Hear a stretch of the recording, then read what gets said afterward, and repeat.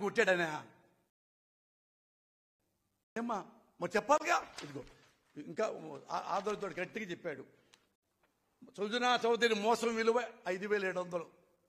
మరి ఇతను వామ్మో ఎప్పటి నుంచో ఇంటర్నేషనల్ బ్యాంకులో కూడా కాజేస్తాడు చీఫ్ జస్టిస్ గారు, ఇంకా ఎమ్మెల్యే కాబోతున్నాడు, ఎమ్మెల్యే సీట్ ఇచ్చారు, వీడిని కూడా పట్టుకోండి అనలేదే. మీ మరిదే ఎన్ని స్టేలు చెప్పొచ్చుగా. ఏమండి మా మరిది స్టేలు ఎప్పటి నుంచో 10 ఏళ్ల నుంచి 15 ఏళ్ల నుంచి స్టేలు మీద బతుకుతున్నాడు. మరి ఇతను ఎందుకు మీరు రోడ్డు మీద తిరుగుతున్నారు చంద్రబాబు నాయుడిని, మరి వాడిని కూడా పిలవండి సార్ అని ఎందుకు అనలేదు నువ్వు?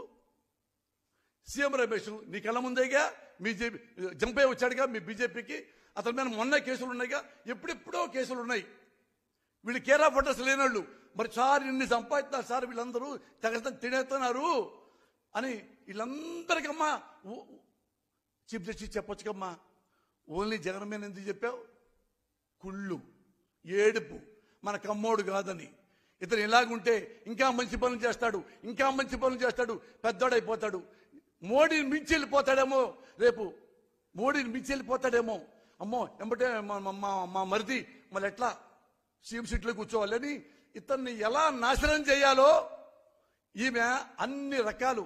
ఎక్కడ చింతామణి ఒకటి, బాలనాగమ్మ, పల్నాటి యుద్ధం ఉండే చూడు, కొన్ని ఉంటాయి. పల్నాటి యుద్ధంలో విలనగా ఒక లేడీ ఉంటుంది, అలా దాపురించింది ఆంధ్రప్రదేశ్కి. అమ్మ పురంధేశ్వరి తల్లి, నువ్వు వైజాగ్లో నుంచి ఉంటే డిపాజిట్ కూడా రాలా నీకు, అది నీ కెపాసిటీ ఆంధ్రప్రదేశ్లో. కానీ కనీసం మనిషిగా బ్రతుకు.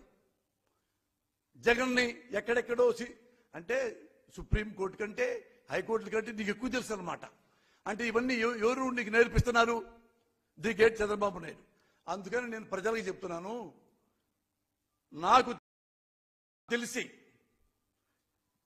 ప్రమాణ సాక్షిగా చెప్తున్నా, ఒక భారతదేశంలో ఒక రాష్ట్రంలో మళ్ళీ రావాలి ఈ మనిషే, మళ్ళీ ముఖ్యమంత్రి కావాలి, ఈ మనిషే మళ్ళీ ముఖ్యమంత్రి కావాలని వాలంటీర్గా వస్తున్న ప్రజలు నా జీవితంలో 38 ఏళ్ల రాజకీయ జీవితంలో ఏ ఒక్కడిని చూడాల, ఏ ఒక్క ముఖ్యమంత్రిని చూడాల, ఏ ఒక్క పార్టీని చూడి, చివరికి ఇందిరాగాంధీతో సహా మళ్ళీ నాకు ఇందిరే కావాలనేది 1-2 సార్లు తప్ప ఆమెకు మళ్ళా జైలుకి వెళ్ళిపోయింది.